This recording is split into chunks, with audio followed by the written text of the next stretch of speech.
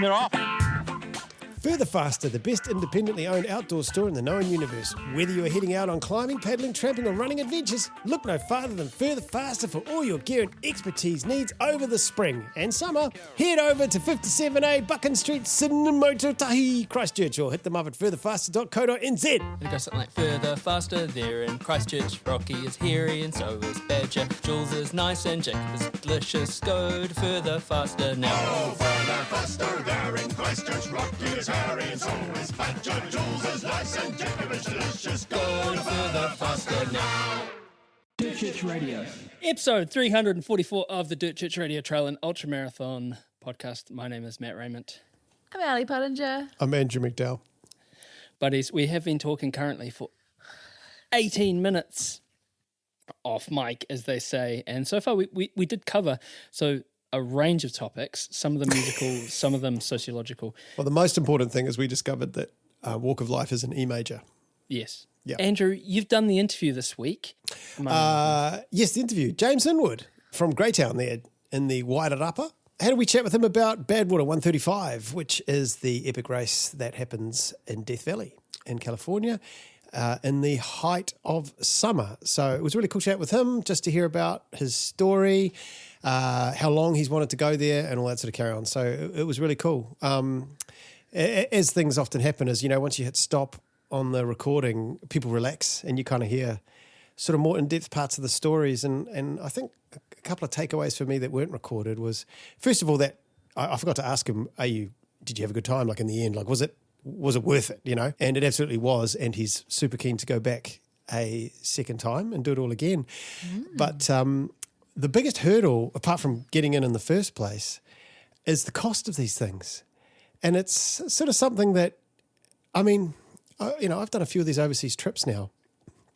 And yes, they cost a lot of money and you got to really work on your budget for these things. But the cost of Badwater is something else. The race itself is several thousand. And then, of course, you need a crew and they need to travel a long way to get there.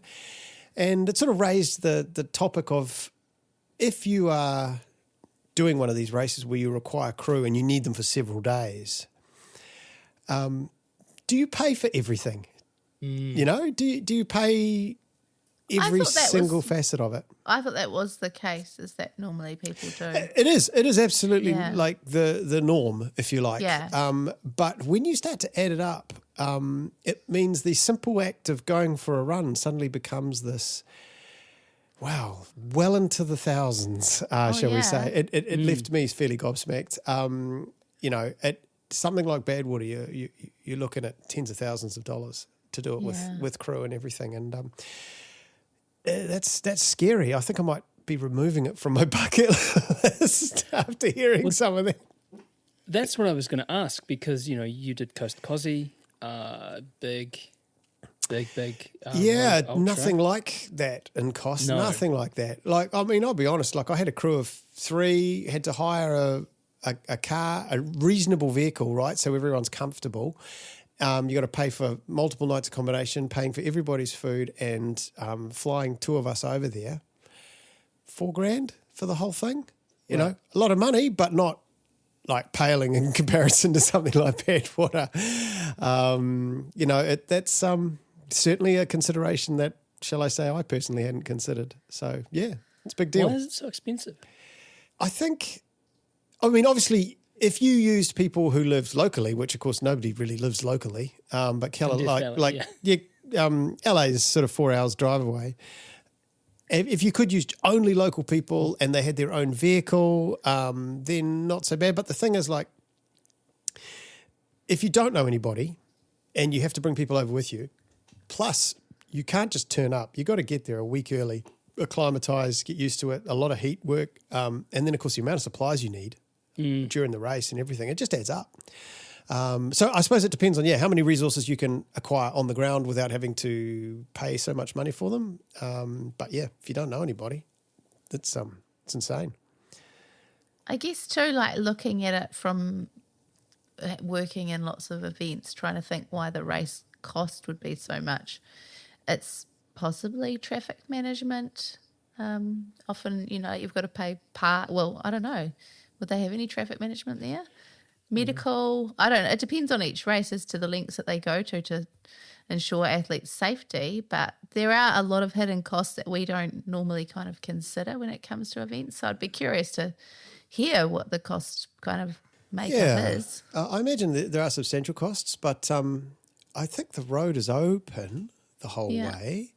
100 people paying $3,000 or so. It's $300,000. Maybe if you've got $100,000 of costs, it's an open road. You're not having to. There's no aid stations. It's not a bad wicket, I think, that they're on there. I've seen the finish line. You've seen it, like you've been there. No, I'd love to go up live I'd feed. love to go up Mount Whitney. That would be one of my. That's on a bucket list for me to do. But It would be great. It's just a lot. They just hold tape out, don't they? It's just like a line. Oh on yeah, the it's ground. pretty simple. Yeah. I see what you're saying. I don't know. It's their business to run how they see fit. But the whole thing does sound like a great adventure, but at a heck of a lot to consider. We had a gladiator moment off in the week where people have been sending in their runs sub 4 kilometres. And it's a Russell Crowe, Are You Not Entertained, Andrew McDowall. And actually, it's sort of more gladiator and almost arms to the Pope, like reaching out for salvation, for the validation, for the It's the sunlight ring. of Andrew McDowall's kudos. Well, they're not going to get it, are they? I mean, No. just go that extra 10 metres. What are you up to? I can't even see the runs. Yeah, It's a movement. It's just a walk it. It's 10 metres up the road. Just walk it. What are you Hashtag, what was it? Hashtag all runs count. doing? All runs matter. Yeah, all runs matter, Andrew. 3.99 Ks. It's okay. It's worthy. Just set it to private. No one cares. No, I mean, no. I'm proud of you all. Very proud of you all. You know, it's all relative. I'm just joking, by the way. Gosh, if anyone You aren't. gets upset. You are deadly serious. Well, I won't give you kudos, but it is a valid run. Both things can be true. So even if I'd been, I don't know, run over by a steamroller or something, and I was my first time back and I had tons of metalwear on my legs and I could only get to 3.99 kilometres. And this is me we're talking about. We've got a relationship, we've known each other for a very long time. We're warm friends, and you still would be like, sorry, bro, you could have What I'd see do, it. I would put a comment and I would say, great to see you back, mate. No kudos. Still not kudos. There's people, I got cyclist mates who do Man's like got standards. Mate, I've got cyclist mates who do 480k bike rides and they're amazing. And I will just say, mate, obviously no kudos, but well done. Why no kudos for that? I don't give kudos for any other form of exercise either. Oh yeah, did I not mention that? Yeah. So if I swam the Cook Straight, I Yeah, wouldn't be getting kudos no, you from get a comment, but you won't get kudos. So a kudos is more effort. I mean, less effort than a comment. The point I want to make is that that's actually all I want to see is runs over 4K, but Strava won't let me filter it, so I just mentally filter it. So when I'm scrolling through Strava, the first thing I look at is the activity, and if it's not a run, I automatically go straight. I don't even look at the rest of the information. I just go straight past it. So what if I swam Cook Straight but put it as a run? I'd go to click, and then I'd have to look more closely, and I'd be like, wait, you liar. And then, but you know what is dodgy is if you give kudos, you can't take it back. What? Oh, you can't unkudos? You cannot unkudos. Really? You can't. Wow. How's your knee, Ali? Oh, well, my right knee's fine. My left knee decided to shit the bed. So I'm just like, Yay! yeah. So, nah, we'll see. Hopefully I can get back into things soon. In honour of my brand new Kelpie puppy, I would like to do this. It's the greatest run ever.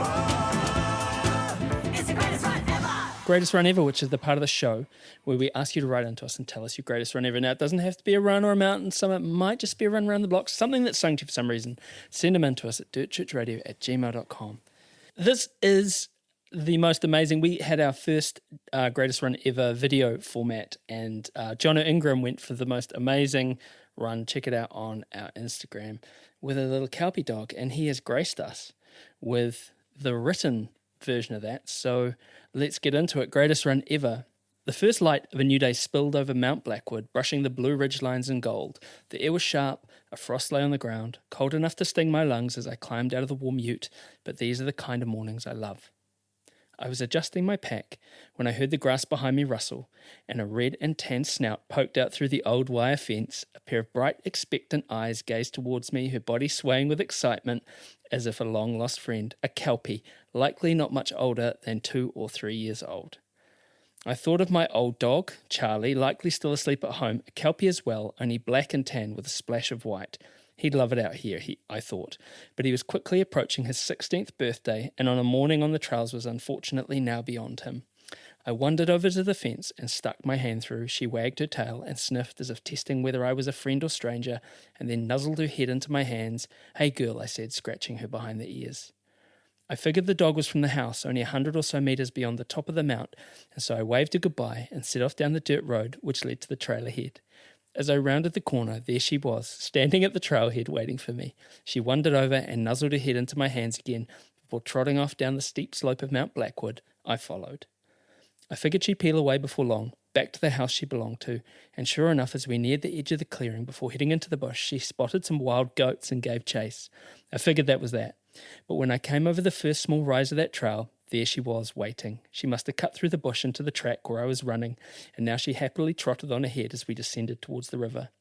3 kilometres in, she was still there, and it was at this point I wondered if my little companion knew what she was in for. This trail was steep, and I was about to scout an off-track section following only a Strava heat map down to the river and along the water's edge. It was very steep and rocky. The ground was slippery underfoot. A couple of times I had to hold onto trees and grasses to stop myself from falling, and as I slid down the steep slope on my bum, rather than climbed, the dog, however, had no such trouble, nimbly scrambling down and easily beating me to the water's edge. I stopped and whistled her over, holding her long enough to read the tag. Ashley. There was a phone number below it, and I made a mental note to send a text when I climbed back up into reception. For now, she was my running mate. Together we scrambled along the river through thick bush. I knew the actual trail where we would climb back out was just around the bend. I tracked along some high ground while Ashley suddenly swerved off onto the water's edge. She scrambled out towards the middle of the river, where she stopped on a rock and stood looking across the water. She turned and looked at me, and looked back across the water again. "Come on, girl," I called, but she didn't budge. "This way." I figured she would catch up, and so I scrambled on a bit further. I turned back, but she stood standing at the river, half looking across the water, half watching me, not moving. When I looked up ahead, I could finally see what Ashley seemed to know all along. My trail had ended, and standing in my way was a small cliff right up to the water's edge. Meanwhile, the other side of the river was quite flat. I grabbed my phone and checked the heat map. Sure enough, the blue lines crossed to the other side. I turned and started to wander back towards the dog, shaking my head and chuckling with amazement. As soon as Ashley saw me moving back towards her, she took off across the river, padding her way to the other side before turning around and checking to make sure I was following. The water was knee-deep and freezing cold. I waded across while Ashley waited. Then she bounded on ahead, pretty pleased with herself while I took a good look at what she'd saved me from. We walked together along the other side before Ashley again went out on a narrow sandbank. She stood up tall, like she was standing up on her tippy toes, gazing across the water. I looked across and could see that she was looking dead at the trail marker on the other side. If ever I had any doubts, Ashley knew exactly where we were. We waded across the river and started climbing back up the other side. Eventually, my phone buzzed with a reception. I texted her owners. The reply was quick. "Thanks, she'll come back on her own. No panic, no rush." This was her world. They knew it. And now so did I. We ran together for another 2 hours, climbing up over ridges before descending back down to the river twice, then 3 times. Ashley would stop and lay down in the water while I took photos, and then we'd be off again. She zigzagged through the bush, but always returned to me. At the steepest points, she'd stop at the top, glance back, and wait until she was sure I was following. The same on the descents. She was quicker than I was, her little legs getting over the rocky terrain with ease. If ever I lost sight of her, I'd round a corner only to find her waiting in the middle of the path for me to catch up. By the time we climbed out of the river the final time and ran our way round the dirt road, her pace had softened. She trotted alongside me, or just in front, matching her stride to mine. No wallabies now, no detours, just the two of us heading home. 3 hours after we started, with 15.5 kilometres and nearly 1,100 metres of climbing, we finally reached my ute. She drank from every puddle on the trail, but I poured water from my pack into an old plastic box I had in the tray. She lapped it up, appreciating my meagre gesture of thanks. I feel like this run could have been just like any other, but a chance encounter at sunrise with a cute little kelpie named Ashley had certainly turned this into my greatest run ever. It's super cute. And as a kelpie owner, They're just fantastic to run with, like, honestly. And they do this thing where they stand up on their hind legs. They don't jump up, they stand. Like they just... Little and meerkats. you know how some dogs on their hind legs do that kind of bouncy thing? They don't do that. They just stand up. Just staunch. Yeah, fantastic. So thanks, Jono. Amazing. And yeah, go to our Instagram. We might pin that a little bit and see the magic video with Ashley the Kelpie and the gnarly trail that Jono was running in. But yeah, please send us in your greatest run ever. People love hearing them, and you can read them on the website too. But look, Andrew, why don't you take us away with our conversation? Yeah, let's get on with our conversation with good old James Inwood from Greytown. It's my pleasure and good fortune to have a chat today with James Inwood from the mighty province of Wairarapa. How are you, mate? Yeah, good, thanks. Region, I think, of Wairarapa. Region? It's not a Yeah. province? Yeah. I'm going to get hauled over the coals again. First of all, happy birthday, mate, for last week. Thank you very much. One to go to raise it back for the half century. One more to go. Oh, you're defying it. Defying age, mate. Very cool. So happy 49th. Now, we want to have a little chat to you about a bit of an adventure you went on recently, known as the Badwater 135. How long had you been wanting to get into a race like this? How long had it been on your radar? So Badwater has always been, I guess, for me, that bucket list race. You know, it's the one that you always thought was going to be not the final race that you did, but it was the one that you were kind of always aiming for. And I think I was aware of Badwater and fascinated with it before I even ran a single ultra. Like when I was running halves and marathons, you know, I was reading books on, you know, Scott Jurek and Dean Canizes and Pam Reed, and from New Zealand, Lisa Tamanti. You know, I've got half a dozen, probably more books about Badwater in my bookcase that I've read, and I was just fascinated with this. I'd watched so many YouTube clips on this race, and you know, eventually once you get into ultras and you start working your way up through, I guess, the different levels of racing, and you start running in more competitive stuff, and eventually you're racing against these people that have either run it or you know, are aspiring to run it, and you think this could be achievable if I just start, you know, ticking off a few races or a few qualifying races, and maybe I'm a chance here. For those who perhaps are just getting into ultras and that's at a current or living under a rock, perhaps, can you describe to me just what it is? What is the Badwater 135? So Badwater 135 is 135 miles, 217k, and it bills itself as the world's toughest foot race. And the toughness part of it, I guess, apart from being 217k, comes from the fact that it's run in Death Valley, which is the hottest place on earth. And you run from Badwater Basin, which is 80 metres below sea level, and you finish at Whitney Portal, which is the highest point. Well, it's the jump-off point to Mount Whitney, which is the highest point in the lower 48 states in America. So you're essentially the 217 Ks uphill the whole way, gradual uphill. There's 3 mountain passes that you go across, with the third one being, you know, 21 Ks straight up from Lone Pine, so a half marathon from there up to the Whitney Portal to the finish. So probably the toughest half marathon in the world you'll be doing, in that heat as well. So yeah, the point of difference of it is the heat, and I guess when calling it the world's toughest foot race, I like the phrase that Chris Kosterman, who's the race director, uses. He says it's the world's toughest foot race in the world's toughest sporting arena. And I think the world's toughest sporting arena is probably pretty apt. Yeah, sure sounds like it. What time of day did you start? So I started in the second wave. They split the runners into 3 different waves, starting at 8 p.m, 9 p.m, and 10 p.m. with night. Okay. So he says it's the fast runners at 8, the faster and the fastest at 10 p.m. So essentially, I guess, designed so that they get people through that hottest part overnight on that first night and through Panamint Valley, which is it's probably the part of the course that most people would be familiar with. You see all the shots of that very, very long straight road down through a valley. It's the road that people go and fry eggs on and stuff like Yes. that to get through there before the hottest part of the day, pretty much. So does that mean that you've kind of got a bit of pressure to actually go a little bit harder than you would like to go, just so that you can get as much done through the night as possible? Yeah, definitely. Like the first cutoff is the toughest one. It's I think I had 13 hours to get to, I'm going to say 80 or 90k, which doesn't sound too quick, but that first mountain pass is within that as well. Right. So the first one is pretty strict, and this rate they're really quite heavy on. They invite 100 runners, and they're only actually allowed to have 100 runners in the national park.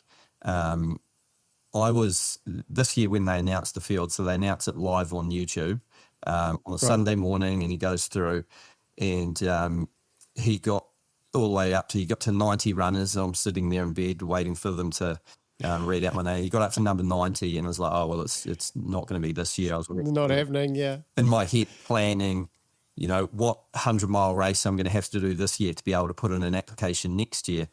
And he kept going, got up to, 96, 97, 98, and runner 100 wasn't me. And he goes, and he got to 101, and he goes, and the final person we'd like to invite, 48 years old from New Zealand, James Inwood.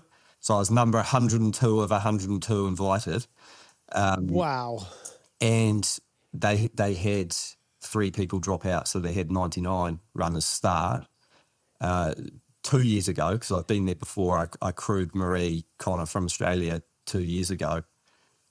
Friend of the pod. Yeah, Yes. a month prior to the race, they sent out an email saying they're going to have 2 people self-withdraw, basically, and they'll give them free entry the following year, because they are actually only allowed 100 people in there, and the national park are really strict on, forcing it. That's crazy that they'd had no withdrawals, though. I mean, you think every race has withdrawals, but clearly if you get into this one, you're doing it, right? Yeah, it's such a destination race, and the fact that they try and get at least 24, 25 nationalities, so they've got a fair percentage of people coming from overseas or interstate, is a huge commitment, financially as well. A month out is just not enough time to be making other plans or to cancel them, right? So Yeah, so presumably it'd only be local-ish people that would pull out, right? Because if you've paid your airfares and all that sort of carry on to come, you're not going to turn around and say, oh yeah, I'll have free entry in a year's time, because it's just not practical, is it? Yeah, exactly. So you're pretty confident that if it came to that, they would shoulder tap someone local or, that they knew probably.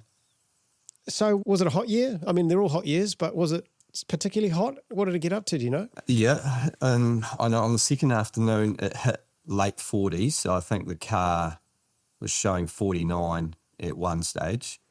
That was... What's that? What does that feel like? Can you describe that? I've never been in 49 degrees. It's a weird sort of feeling. Like here in New Zealand, like when the sun's shining on it and you can feel the actual rays, burning you or hitting you, right? And it's hot. Yeah. But over there, it's like the surrounding air that just completely surrounds you is at that temperature. It's not, and that's why it's so hot overnight as well. Like, it's. Is this, that's what I was going to ask, is like, what is the temperature when you start? Yeah, I think we started, it was maybe late 30s or something like that. Oh, really? So even though it's a desert, it holds that air? Yeah, because it's like a bowl, right? It's because it's 80 meters below sea level. It's it still holds that heat at nighttime. Huh. And I can just remember, like, this is probably one of the memories that I'll never forget, is the afternoon beforehand, we had booked a hotel in a place called Furnace Creek, which is 20 miles from the start line. It's the closest town, and it's basically the first place you run through after the start. And It sounds like an apt name. yeah, for exactly. Furnace Creek. And we booked a hotel room there, and we turned up there in the afternoon, and they threw me in there and put me on ice, not literally, but aircon blasting to keep me cool. Had a sleep, had something to eat, and when it was go time, we get ready, and I get changed, and I'll never forget that walk from the hotel across the car park to the car in that heat, going, oh boy, this is hot, and we're doing this This is now. serious. This is real.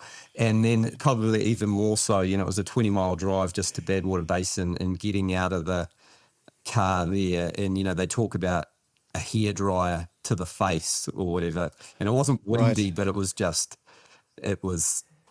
all encompassing, this heat. Yeah.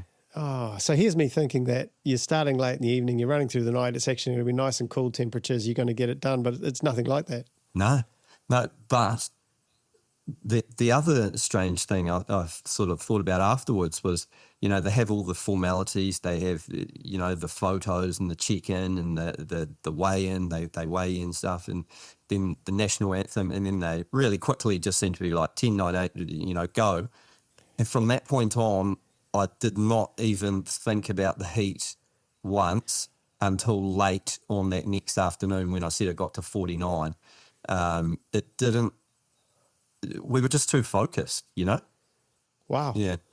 And I remember the saying when we were there crewing with Marie. I mean, we were in and out of the car that time, out of the aircon car, but no one complained about the heat because everyone was just focused on doing their job. And I guess that's part of the deal, isn't it? Yeah. It's going to be like that.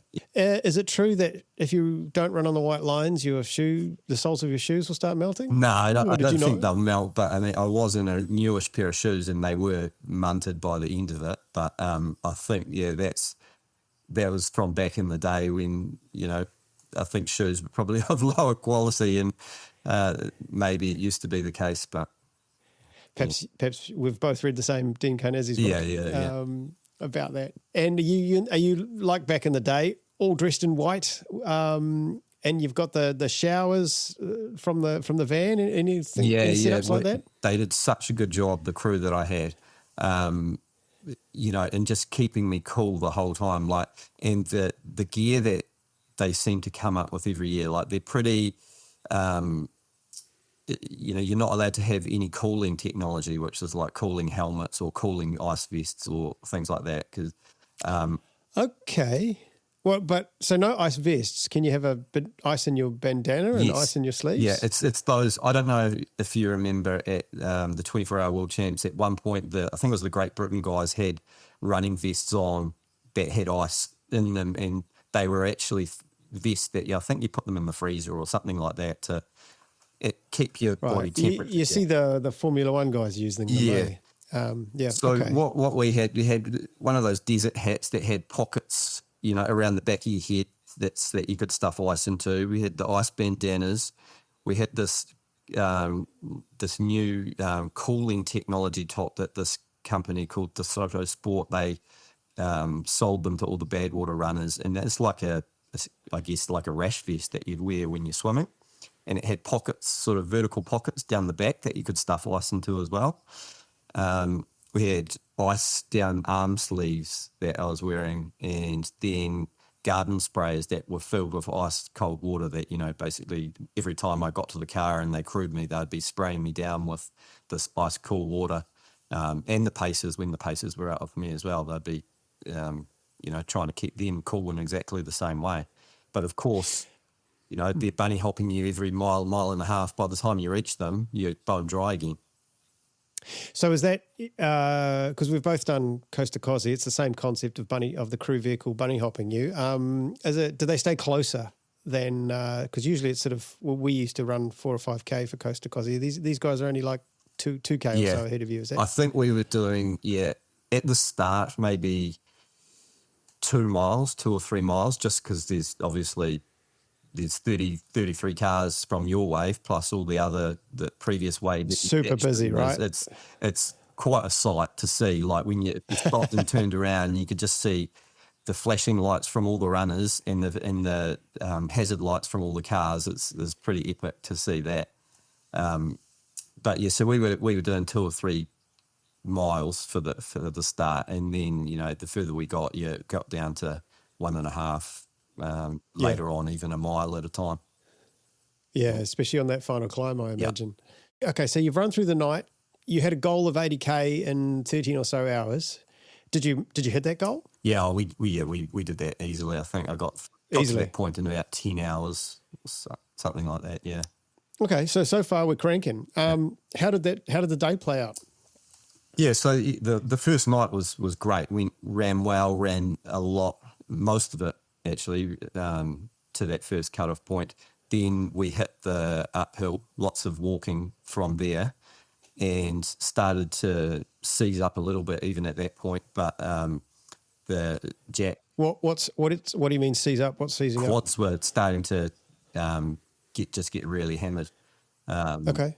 And I don't know why that they On an they uphill. went earlier than I expected. And I had a similar issue at Kosci as well, but that was much later. That was closer to the 200Ks. And so just over 100K and thinking, oh, this is not good. But we coming back down into Panamint Valley, which I talked about before, was that long straight road, and there's a very long downhill into that. Got back running and got through there. And we got through Panamint Valley really quickly, actually, and got to the town at the other end of Panamint Springs. And we stopped there. I had a shower. We actually went to the restaurant / cafe there and had a meal. and probably I was just under an hour, I think, from arriving there to when we left again. And is this you're having a meal? You're in an air conditioned like cafe restaurant. I mean that must be helping, right? Yeah. You're just bringing your temperature down. Yeah.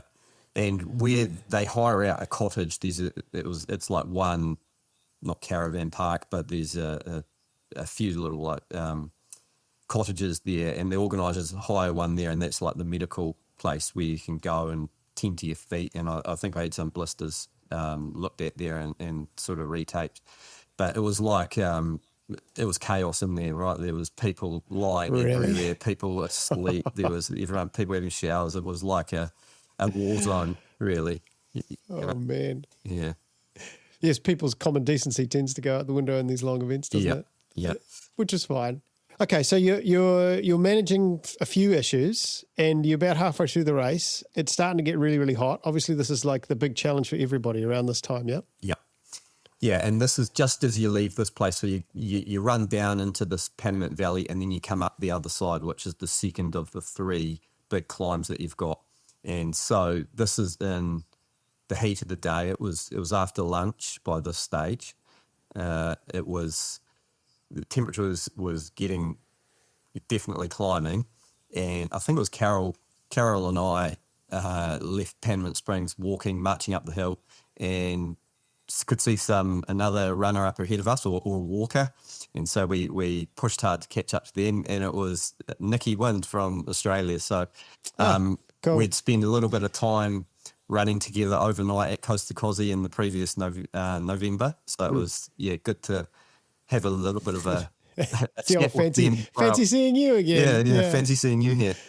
You go halfway around the world and see the same crazy people. But that was the toughest part, was that climb there, where it's probably more of a windy road than other parts, and there's limited places where you can stop the car. So they had designated areas. I can't remember how many they had, but you're only allowed to stop in specific places on that climb going up there. Yep. And so that's where you would change out your paces as well. And I remember it got to we didn't know at the time, was the last stop. And the guy said to Jit, who's my brother-in-law, he's not a runner at all. He came out with me, and at this point they're carrying the water sprayer with them, and spraying me as we walk. And he's carrying drinking water as well. So the paces are allowed to be mules in the They can mule, yeah. Oh, that's nice. That guy said, "We'll just do another mile, Jit, and then we'll swap out again." Him and I set off, and we got to, we're at a mile. There's no sign of anyone. All right, we'll just keep going. And there's nowhere to stop and there's no cars in sight. And I think that we got to about 2.5, 3 miles in the end, and this was the top of the hill, or the top of the mountain, and there's a big car park there. And the guys said in the car, they drove up the road and realised straight away as well that they're going to be in for a long stint here. And so he was walking behind me. I wasn't turning around at all. He said we came very close to running out of that water, that he was spraying me with, and the drinking water. So, and there's no trees, are there? No. It's just a barren desert wasteland until the very last bit, right? Yeah, until the last, probably 3 Ks or so when you're in that sort of forest as you come up to Whitney Portal. Yeah. So you make it up. You get how far are we through now? I should have the map in front of me. I don't think we're at 100 miles yet at that point. Okay. I don't think, because 100 miles is a town called Darwin. Funnily enough, the aptly named. Yeah, the places that you stop or you go through, right, are just so apt. The stovepipe wells. They all sound like something out of a Cars movie, eh? Well, Route 66. Exactly, and that is what there's one called Panamint Springs. It actually looks like that. Really? I'm gonna forget the name of this. I watched it when my son was young. I knew it off by heart, but I forget the name of this place in Cars. But it was exactly like that. Radiator Springs. Radiator Springs. Thanks, Google. That's so cool. I mean, I haven't seen any of that sort of stuff. It'd be great. Are you on track at this point? You're heading towards 100 miles. Is it going well? How's the body? Yeah, I think probably at that point I'm on track where you get to the top of that second pass. I'm reasonably happy with the progress we've made. And I'm thinking, I'm on track. Not that I had a time goal or anything really. I was thinking similar to Coast to Kosci times, that they ask you, when you apply for the race, you have to basically write a whole essay, and they ask you all these questions and how long do you think it's going to take you and why, and justify that. And that's a difficult question, isn't it? Yeah. I don't know. I've never run in, weather like this. Yeah, I had a couple of things. I knew obviously what Marie had done 2 years earlier, and I could self-rate how far behind that I was going to be, right? I think you speak for all of us there. Yeah, and then also having done Coast to Kosci as well, I went like this. I said, right, Coast to Kosci was 240 Ks. I think the terrain, because there's a couple of decent climbs in that as well, right? Sure is. Yeah. Yep. So the terrain's very similar. We had a hot year last year, what I considered hot to be mid 30s on the first day. I was dying on that. What's that climb called? Big Jack. Yeah, had a horrible time. Yeah, so I kind of thought, right, it's going to be somewhere in that ballpark. Badwater, sure, it's going to be 15 degrees hotter, but it's 25k shorter as well. So when you take those into account, I see probably 36 to 40 hours was what was the time I put down, and spoiler alert. Spoiler alert. I ended up what have I got here? Doing 38:12, bang in the middle. Yeah, so you were right on. You were right on where you thought you'd be. Yeah, it was from that point where I said I was happy when we got to the top of the second climb. It wasn't actually the top of that. It wasn't the summit of that second climb. It was a false summit, and you had a fair way. I can't remember how many miles it was from there to the actual top. And that broke my spirits quite a bit from there. Understandable. I was just I thought we're at the top. We've got to keep going. And I started with the not the negative thoughts, but I just wasn't as, I don't know what the word is, excited or you start to obviously fatigue. I mean, you've been on your feet at this stage for nearly 24 hours as well, right? So coming into late afternoon at this point, there was a reasonable amount of walking from there, more walking than running, really. Yeah. Well, I mean, what your problem is, mate, is that you're a road runner and you're not into your mountains, you see? Yeah, exactly. So we've learnt two important rules when you're doing a race in the mountains that you've never done before. One of them is there's always a bigger hill behind it, and the other one is if you see a mountain in front of you, you're going up it. Don't assume you're going around it. And it's kind of that headspace thing. It's just like, yes, that thing that you're sure you can't possibly be climbing, you're definitely climbing it, and there will be a bigger one behind it. And if neither of those turn out to be true, then they're bonuses. But for the most part, they're usually true. Yeah.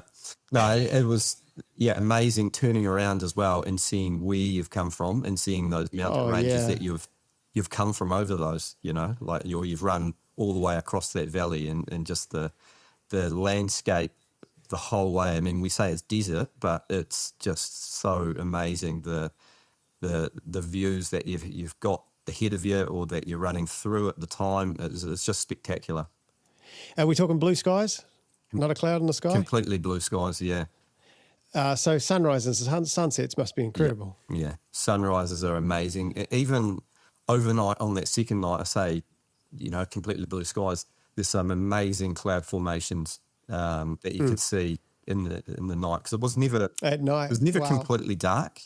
I think it was a dark sky reserve as well. One of these places where you can go and just so many stars you could see. We saw the the Satlink training of satellites there as well. Again, ruining the night sky. You mean, but quite handy. Okay, so did you get out of your funk? I'd like to say yes, but the truth is probably not. Not until we hit Lone Pine the next morning. I was get out of my funk in terms of did I get running and moving as quick as I'd like to again? Probably not. But I was never in really a bad place mentally. I just probably wasn't making as much progress, I guess, or moving as fast as I wish. And in hindsight, I wish I was. But that is all right.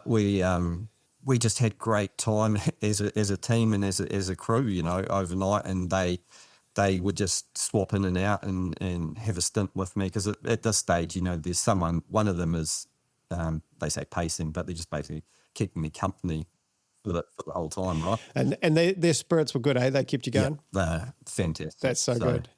Yeah. And that's Carol. She's come all the way from Australia, fellow Kiwi 24-hour runner. That's awesome of her to do that.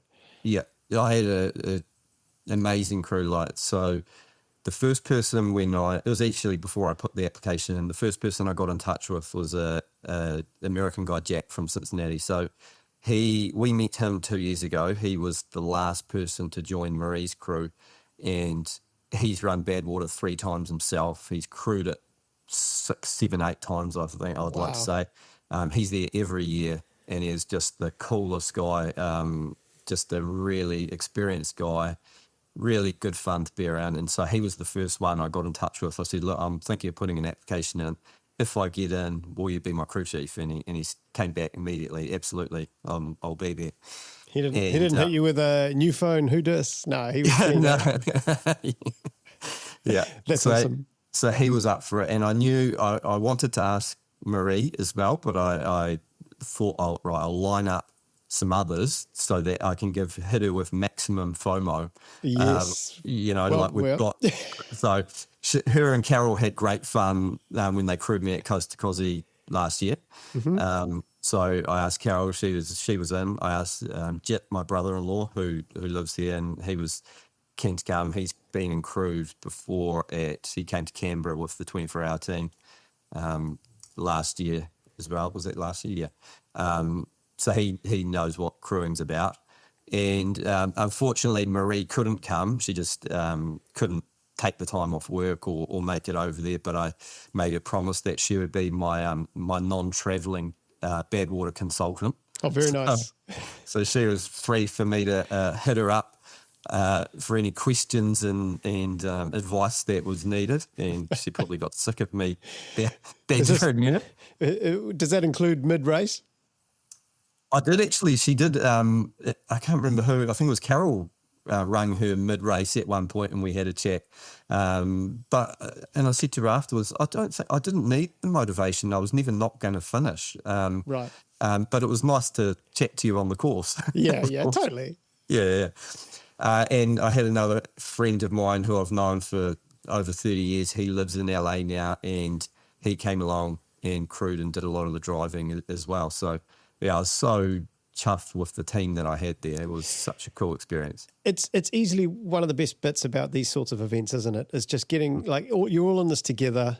I mean, yeah, you're the one doing all the running, or the majority of the running, but I mean, everyone's got such a crucial part to play, don't they? Oh, yeah. I mean, how I look at it, these 4 people, they didn't know each other at all. Their only common denominator was me there, right? They were there to help me finish, and they were going to do whatever it took to get me to the finishing line. But by the end of it, they were having so much fun, well, we all were, that there's some friendships that they've made there that they'll keep in contact, outside of me, which for me, that was the highlight, probably the biggest highlight of the trip itself, notwithstanding, finishing the race, that I took away from it. I was just had such an adventure, such a good time with these people, That's so great. Yeah. So tell me about that last climb leading up to the finish, because she's a big one, eh? Yeah. So that was about 7 o'clock on the morning of the third day. So it goes from Lone Pine, which is the race base and headquarters where everything is, and it's a small town. It's a lovely town. It's something about it. When we left there 2 years ago, Jack had said to us, this part of the world, there's something that draws you back to it, right? And as soon as I left there and came back to New Zealand 2 years ago, I was thinking about this place, and I just thought how great it was. It reminded me, I'm from Greytown here in the Wairarapa, very small town, main street, and obviously hasn't got the climate that that's got, but there was something about that small town America that I liked and knew I wanted to go back there. And so we had our accommodation in the middle for the duration of the race in the middle of Lone Pine, and it was actually in the motel that the race headquarters were based in. They had the street side room where they were basically sitting outside their room, and they'd check the runners off as they came through there. Luxury. And there's about a 3K stretch into town. It was 2 miles, 3K. And the guys said to me, right, when we get to Lone Pine, we're going to go straight in the room. Carol's going to give me a massage the quads, get changed, and we'll head out again. So we headed out. It was about 7 o'clock in the morning, and short little walk out of town, and then effectively straight up through those switchbacks. The second night was quite cool. I was wearing a long sleeve merino top. You're getting higher here, aren't you? Yeah. Obviously, as you climb, it starts cooling off, and so I arrived in Lone Pine wearing this merino top, and the sun hadn't fully come up at that point. As soon as we left, it was like a switch. As soon as the sun came out, that temperature just went straight through the roof, and I'm scrambling to get back into the cooling process, I guess, that the guys were following, during the day, during that second day, and they just started executing that again. And from there, they were doing 1 mile stints, just pacing, for 1 mile in their walk. And you get to some switchbacks. The switchbacks are, probably, let's say, a mile long, and then you switch back and go the other way, and it's reasonably steep. And so you've got people that are dying walking up there, like they're in a bad shape, and you're passing them. So we passed a few people going up there, but we also got passed by other people that had they'd got to Lone Pine and they'd staked out overnight. So, that when you get your race bag, you get a wooden stake at the start. So at any point, if you leave the course, you stake out, whack that in the ground, and you can go and take a sleep or take a rest, Can you be driven? Yeah. Uh-huh. Okay. And we went past the first hotel or motel as we came into Lone Pine, and I noticed there was a whole heap of stakes in the ground outside it. So there's obviously quite a few people had arrived there, gone in for a nap. Had a sleep, and, yeah. And then, came out and powered up that hill afterwards. So we got passed by a couple of people going up there at a rate of knots. Yeah, but right. by that stage, it's kind of like, the Tour de France, where on that last day, it's just a little bit like a victory lap. It felt like that to me, You're not where, too bothered about the odd person, right? I'm not caring about the time or the place. I'm Yeah. just going to soak this in and enjoy this amazing landscape and this dream race that I've thought about now for so many years, and Yeah, go, and I'm here you here and are. I'm actually going to finish this thing with these cool people, great mates that have all come along, and it was just felt like a bit of a celebration going up there. And everyone joins you for the finish, don't they? Yeah. So we got to, probably a few hundred meters from the finish, and chuck on the team shirts, and we run in for the last couple of 100 meters around the corner and across the finish line. It's crazy feeling to go across there. Just the amount of times or years that I've watched, Yes. other people cross that line, or 3 years ago watching on YouTube where Bob Becker crawled basically to finish, bear crawled and missed the cutoff. And this year he was the guy, he got all the media, deservedly so, as the first 80-year-old to Incredible. finish Badwater this Absolutely year. incredible. Absolutely phenomenal. Yeah. Well, obviously, congratulations. That's amazing. Now, you weren't just running this for yourself. You were also raising money for charity for Alzheimer's Wairarapa. Do you want to talk about that a little bit? Yeah. So I was running to raise money and awareness for Alzheimer's Wairarapa. So my dad was diagnosed with Alzheimer's a couple of years ago, and he's been a huge supporter of my running. Like, he's at my first ultra, and he's at my first 24-hour, and he when he could, he was at a lot of them, and he's really, really proud. And so he was diagnosed a few years ago and is now in care, and he's had wonderful, amazing support. So I thought, it's time I gave something back. I joined the board of Alzheimer's Wairarapa here. And the first thing I learned when I did join the board was they're the only one of 17 Alzheimer's organisations in New Zealand that don't get any government funding. And why is that? Why is that? It's a question that's been asked regularly for pretty much it's been something for the last 20 years. No explanations from the government or Health New Zealand. So, it was, for me, a bit of a passion of mine to then go and raise some money, but more importantly, raise awareness around that, that there's a funding issue there. We're working on it, trying to, I guess, get people that are making these decisions to acknowledge that there's a wrong, I guess. For the people of the Wairarapa. For sure. That doesn't make any sense to me. Alzheimer's and dementia as a whole is something that is going to become a larger and larger problem as we have an ageing population. So it's a fantastic thing that you're doing there to try and raise awareness, especially in your region. Looking forward, we've got you've been selected for New Zealand again for the 24-hour World Champs back in Albi, and that's coming up soon, isn't it? Yeah, less than a month away, the World Champs there. So since I've been back, I have had some issues and injuries. I've got a bulged disc in my back, so my training has been very, very limited. It's probably going to be touch and go whether I can run in Albi. I'll be travelling as part of the team and either as a run or one of the officials at this stage. Okay. Well, let's hope it's the former. Yeah. Well, yeah. As long as you can run. I mean, flights are booked and everything, aren't they? So Exactly. you're going. Yeah. I've booked my flights. I'm going. I'm going to be there. And, if I don't run, I'll be able to, pay Carol back for crewing me twice in the last year and help her as she You owe her. achieve her goals, Yeah, true, eh? Okay. Oh, man, I'm sorry to hear that, but I do hope that there's still a chance. You never know. If not this one, then hopefully others in the future. Tokyo next year? Not Tokyo, north of Japan. North of Japan. Well, Next Asia, Oceania. Are you yourself coming out of track retirement?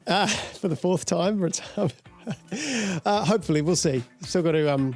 I probably need to requalify. We'll cross that bridge when we get to it. Maybe. Look, James, thank you so much for your time. It's been an absolute pleasure hearing the stories of your adventures. Hopefully, many more to come. And great work on your fundraising as well for a very good cause. Cheers, mate. Cheers. Thank you. It's an interesting point you make, man, about the cost of races, hey, and how something that, it's good to know, right? It's really good to know you always got to pay to play. Shout out to Gareth down at Y2K. He's doing something, I think it's this Saturday, 10 half-price entries for those in need. So, I don't know, you've obviously got to be your own personal judge of that, but it's a very cool initiative. Yeah, that's cool. Hope we get some more people along there because I'm going. Oh, are you? So it should be tough, apparently. Very Yeah, Yeah. Y2K looks It will be. frankly unpleasant, but there we go. Gareth, any race that Gareth does, you're always in for a time. I'm not sure if that's a good time or not, but yeah, what a G. But look, Dirt Church Radio is presented by me, Matt Raymond. Me, Ali Pottinger. And me, Andrew McDowall. We're on all the podcast platforms, so like, follow, and give us a rating. It really helps. We're on social media at Dirt Church Radio, email at dirtchurchradio@gmail.com. Sorry, I was trying to find where we're up to. Now, don't forget to sign up to our Substack for a weekly newsletter and Aid Station podcast. And don't forget to write them the greatest run ever. We'd love to hear them from you, and you can read them on the website too. That's you, Ali. Thanks to our supporters, Further Faster, That's It, Squadron, and our Substack subscribers in the DCR Aid Station crew. Stay tuned for our show in 2 weeks, and we have another great guest lined up. Mā te wā. The curse of keeps on trucking.